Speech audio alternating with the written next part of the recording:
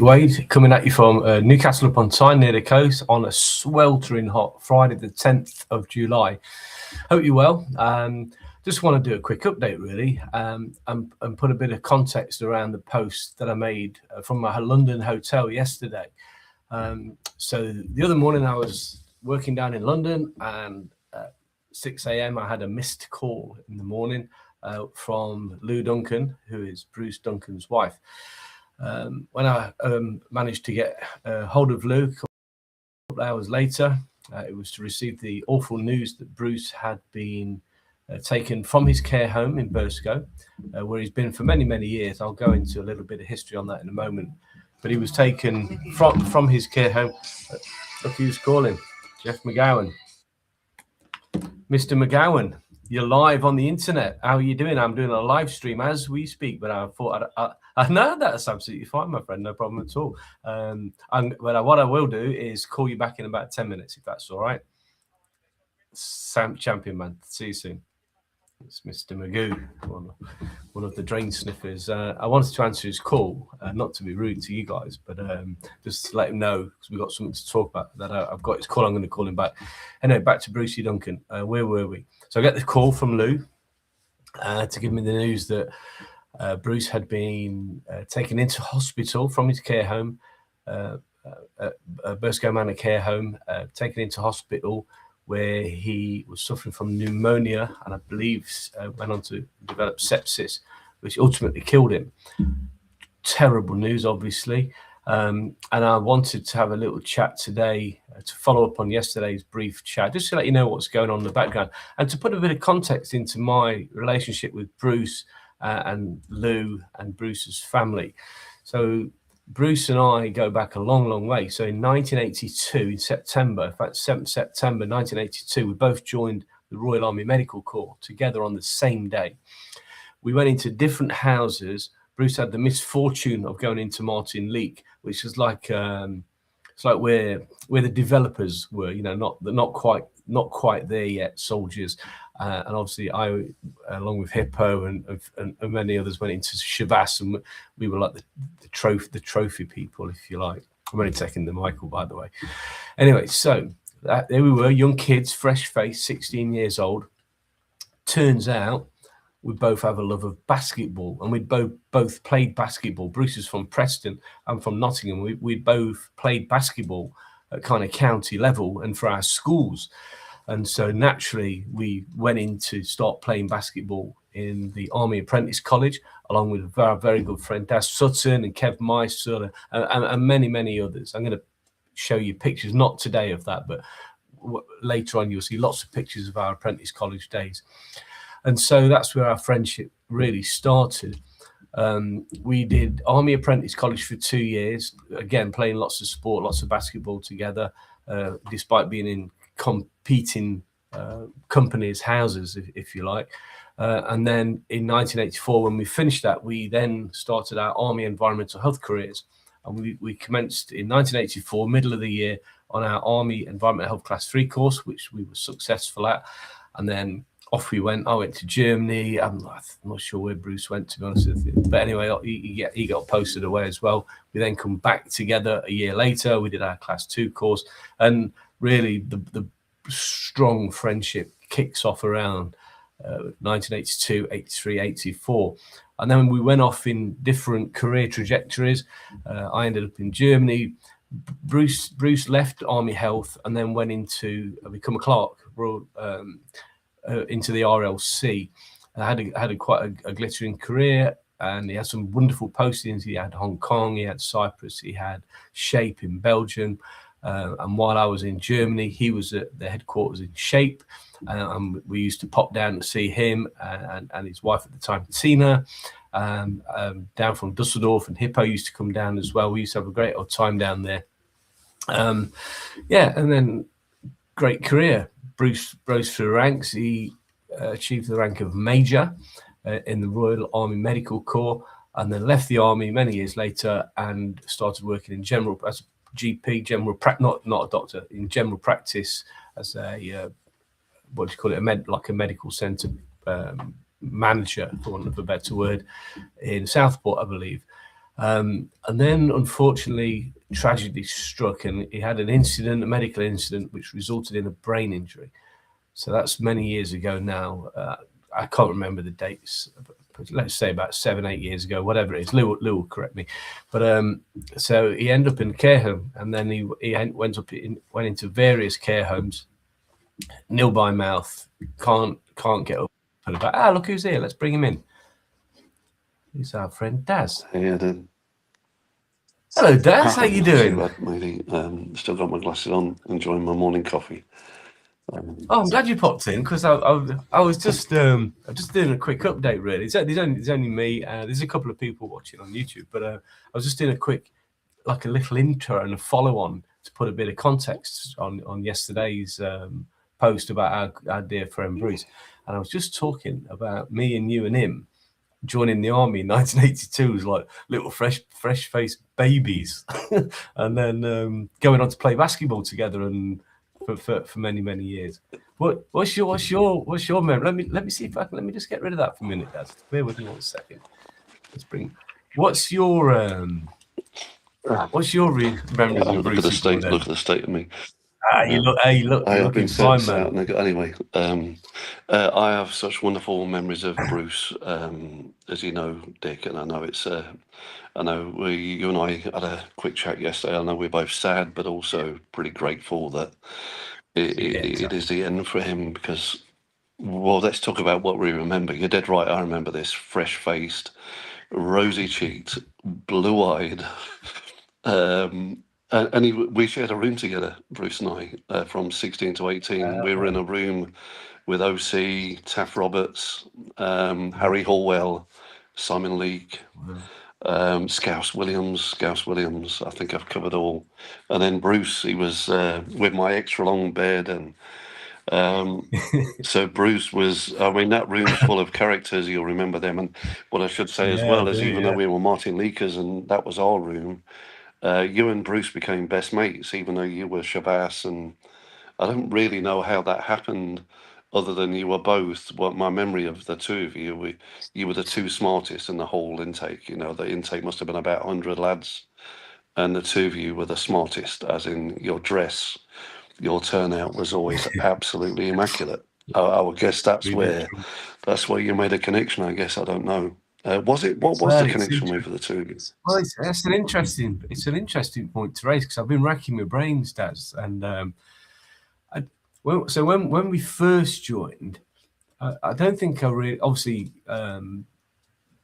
Shabazz. I went into Shabazz, you know, where all the trophies were and all that kind of stuff, and you guys were Martin Leake.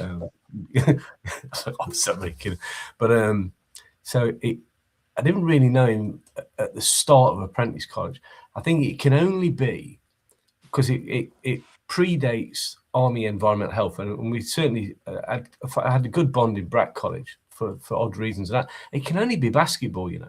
When we started playing basketball, and you remember that we got that lovely photograph. I'm not going to show it today, but I'm actually one of the reasons for doing this stream actually is to send out a shout out, a request to everybody for photographs of Bruce over the years. I've got a lot myself, but I do request more, because we're organising the funeral now, so I'm liaising very closely with Lou. It's really quite spooky, this, Daz. Sorry, I'm going off your point, but I'm going to come back to it in a minute. It's really quite spooky that about 3 weeks ago, Lou and I there was nothing wrong with Bruce at all at this stage. He was in his care home in Burscough doing what he does. Lou and I had a very long conversation about the funeral. And we were talking about plans, and it's really quite sort of spooky that fast forward, you know, he suddenly took ill, he got pneumonia, which resulted in sepsis, and he wasn't strong enough to get through it. So sad though it is, it's horrific, it really is. You hit it on the head a minute ago. There's kind of a blessed relief there. So I'm kind of pinged with sadness and a little bit of, and I've got no shame in saying this. Thank you. You know, this is a blessing. It is. He's got no suffering. He's got no grief, no hassle, and he's in a better place now. It really is. So plans are afoot. Really, Sorry, I don't know how you're going to do this in a total random. I didn't know this. I've just been flicking through Facebook and I saw you doing live. But I'm as glad you others popped. have said, Jeff McGowan, Ian Razzle, Sean Lundy. Yeah, I know this call's about Bruce, but all of us have witnessed you. And I know of stuff that you've done that you haven't even posted. You're driving across on a moment's notice to Southport to help him, Preston to help Lou.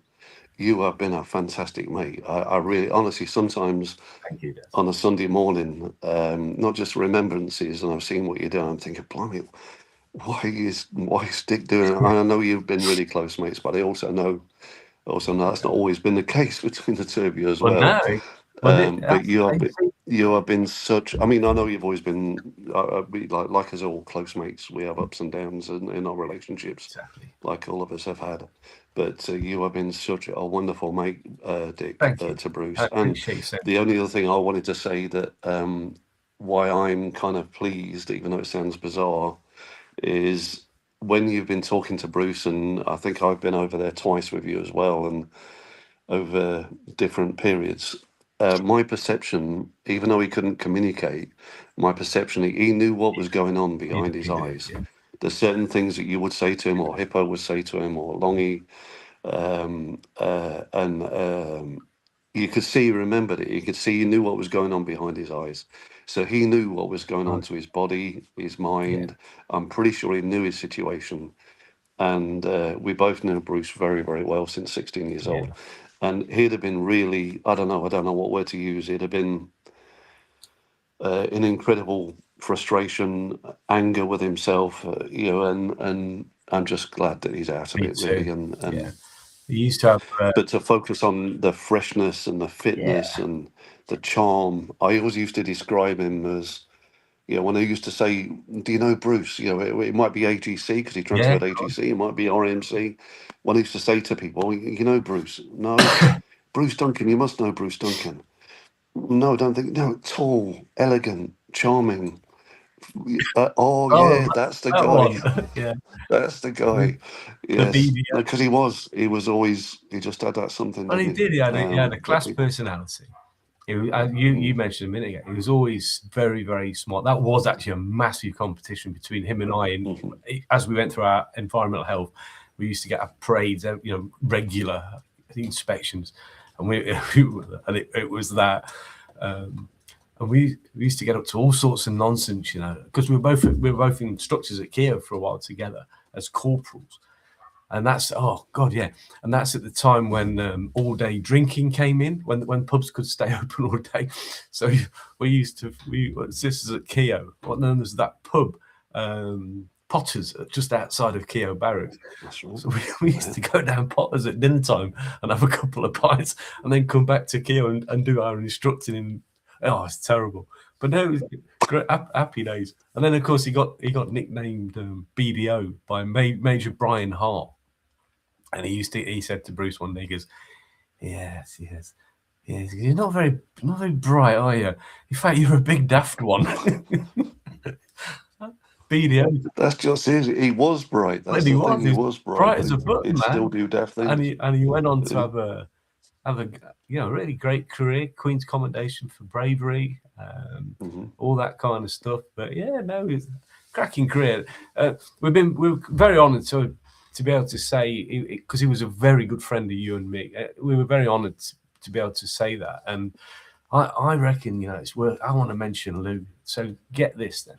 So as we speak, right at this minute, Lou Duncan, bless her. I mentioned this on my very brief thing yesterday, but it's worth reiterating that Lou Duncan, 7 weeks ago, buried her father.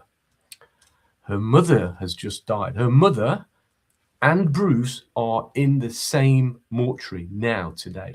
Her mother gets buried on the 16th, next Thursday, and now she's planning for Bruce. I can't imagine. I can't get what that's going to be like for someone. And she's such a stalwart. She stood by him through thick and thin. She really has. She's an amazing woman. Amazing. Absolutely wonderful. So, there you go. So funeral plans. So plans underway. Lou's waiting on the death certificate. As soon as the death certificate, I'm not going to say at the moment because it's not guaranteed, but we know what the date's going to be, and we know where it's going to be, and we know where the weight's going to be. Because, as we said, we've been talking about this, but we're going to wait till it's all confirmed and proper before we announce anything. But plans are well underway, and there's going to be sufficient time to enable people to plan. And you know, because I'm rather hopeful there'll be quite a well attended. It's highly likely that afterwards, once the funeral and everything's completed, that there'll be an airborne ashes scattering at the Sky High. Not all of his ashes, but some of his ashes, just like we did for Sean Kennedy. Lou and I have had this conversation already. That some of Bruce's ashes will be scattered under canopy by my good friend Mark Robson, ex-Parachute Regiment, and that just gives another opportunity for those who perhaps can't make the funeral to come and pay their last respects as well. And those events are very, very moving and quite fitting, really. But yeah, so, could we dig? And I know you'll keep us all informed on the date and venue of all those things you mentioned. I'm sure you got plans as this as well. But you're the best guy to do this. I would love it if we could do another call like this with, you know, however many 20, 30 of us that knew Bruce, and we all just shared stories, you know. Cool. Those, because there's so many. There's just so many, and some of them will definitely not be able to be shared at all. But some of them will, of course. So it'd be really wonderful to get a call with us all on where we just share our own personal memories of Bruce. I think that's probably a very good call, Daz. Actually, and we're definitely going to do that and open it up to whoever wants to pop in. I think worth mentioning that also Bruce has got 2 kids as well, Callum and Alice. I remember well when Callum was born in RAF Egberg. I was at Dusseldorf at the time. They were at JHQ. I remember going over just after Callum was born. It's quite spooky. So I've got a picture of me in my uniform with this little. I didn't used to like kids at all at that stage. I was a young free and single sergeant in Germany. Anyway, there's a little picture of me kind of holding Callum in my arms, which is quite spooky. Fast forward to about pre-COVID, I met up with Callum and Alice, his daughter, in the Squirrel Pub in North Camp. We went for a beer because I was staying overnight in Farnborough with my work, and I reached out and we met up for a pint. So this little, I wouldn't hold him now. He's a great big strapping lad. He's done really well. He's like manager of one of the big Hilton hotels at Heathrow Airport. So yeah, great.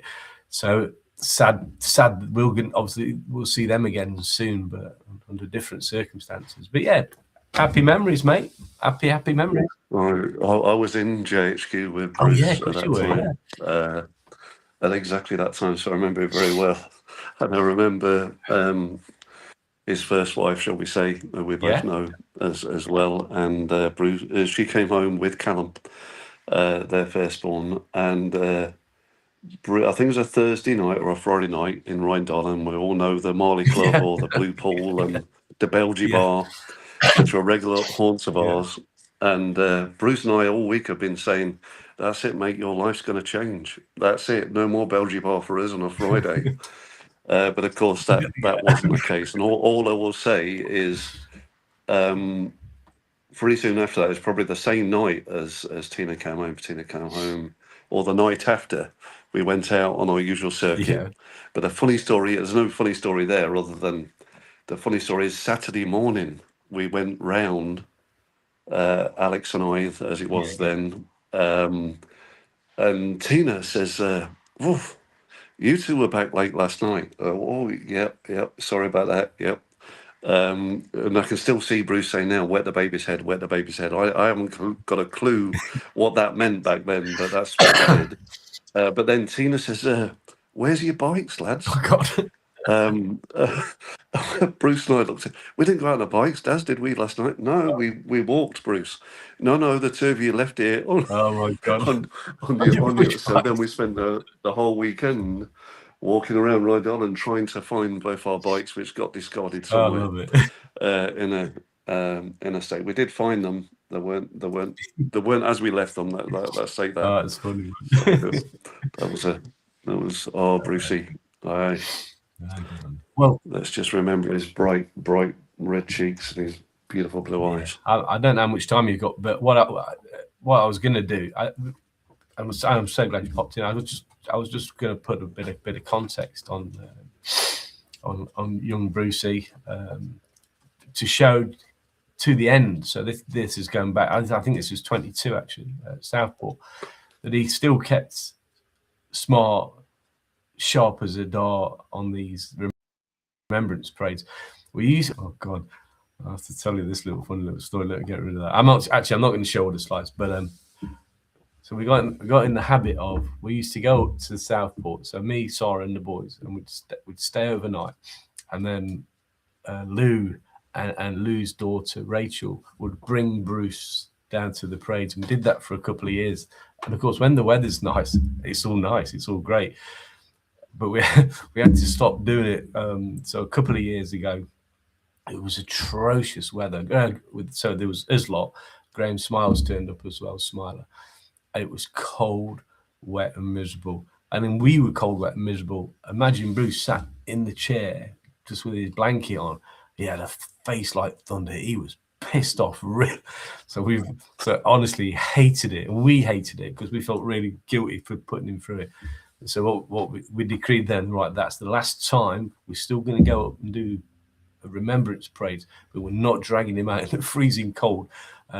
So what we used to do is, in the care home, they've got like a visitor room, like a visitor reception. So we used to take over that, and on the big screen we used to put up the remembrance, the march and all that kind of stuff, and sit there. And Lou would make cakes and sandwiches and Ed. It's quite funny that Lou's mum, bless her, obviously who's passed away, and he's now lying next to Bruce in the mortuary.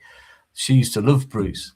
She has some great stories of him and his antics after him and Lou got together, and they were like that. She absolutely adored him. And it's just kind of fitting the line there together now, telling their little stories and having a bit of banter. It's spooky, man. Really spooky. Yep.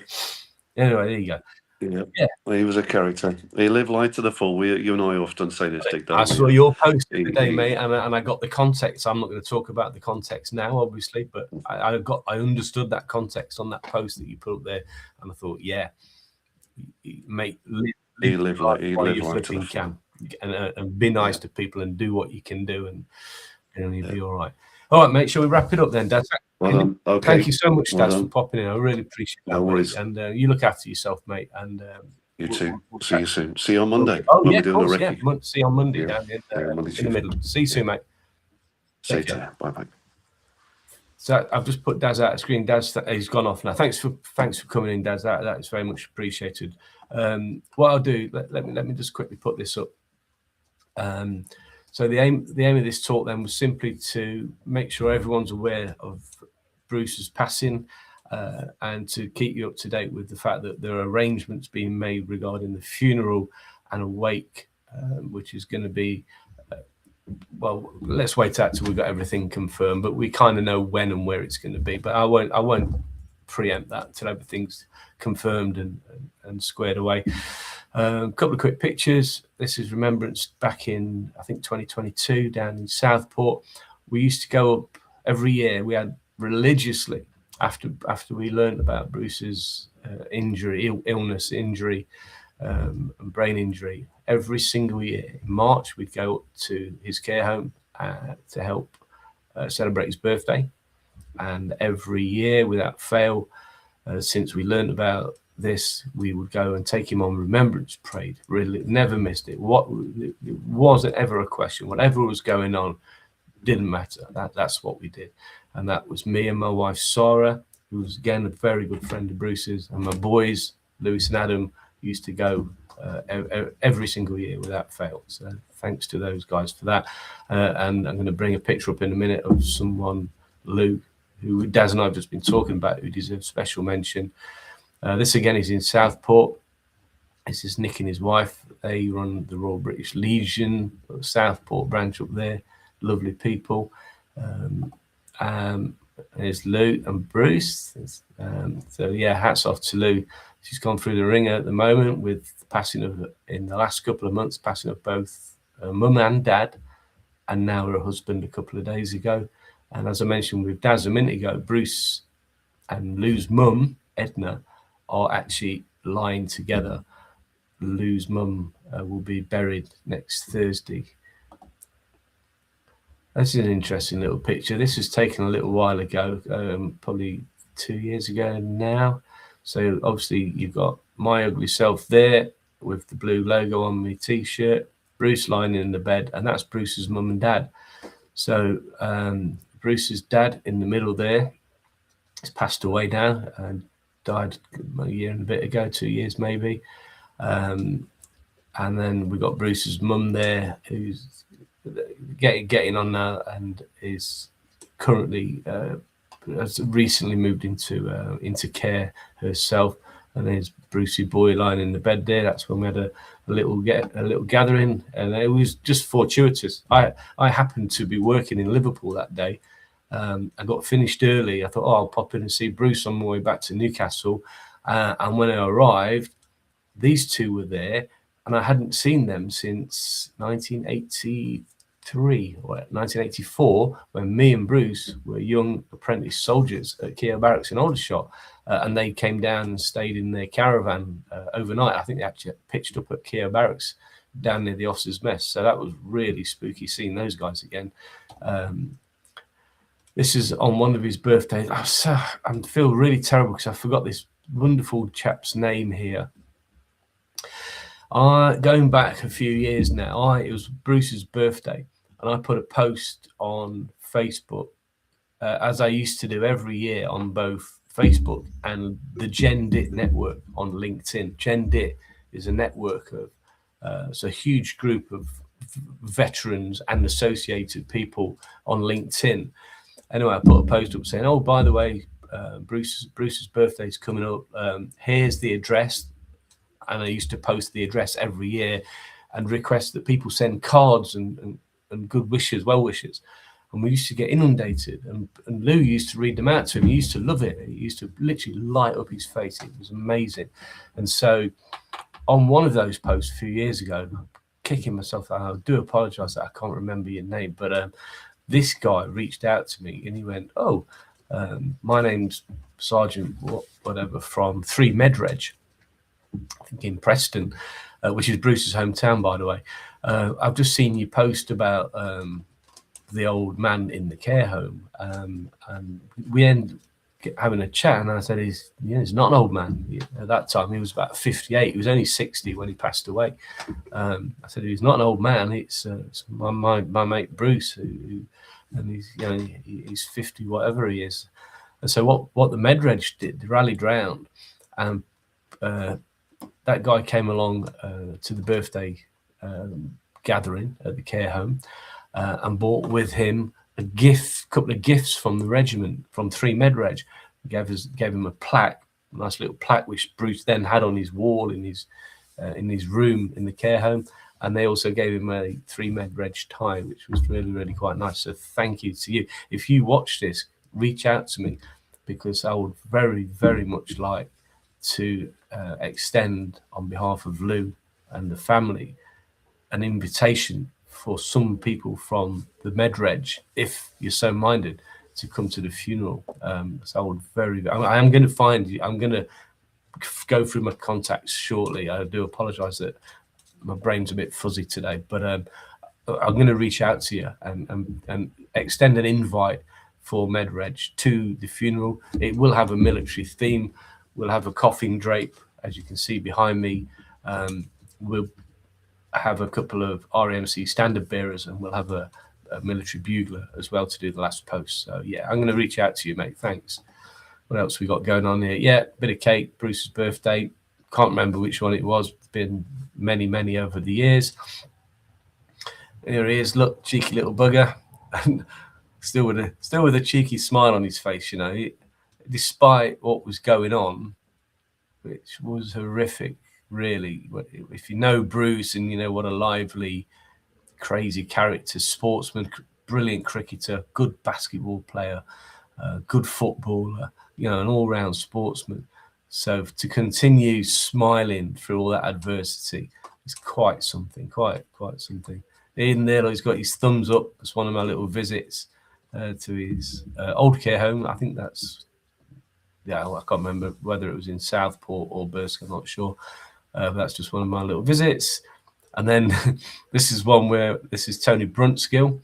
And you can see, so Tony must have been telling one of his stories because Bruce has nodded off. Nice one, Big Ted. Me and Tony drove over. I left Newcastle, went down to pick Tony up where he lives near Durham. And then we zipped over to Southport and visited Bruce in the home, talked to him till he fell asleep, and then we buggered off home again. So that's nice of us, wasn't it? Yeah, good.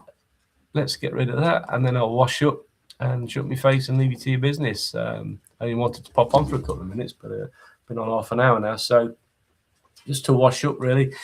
Sadly, Bruce Duncan's passed away.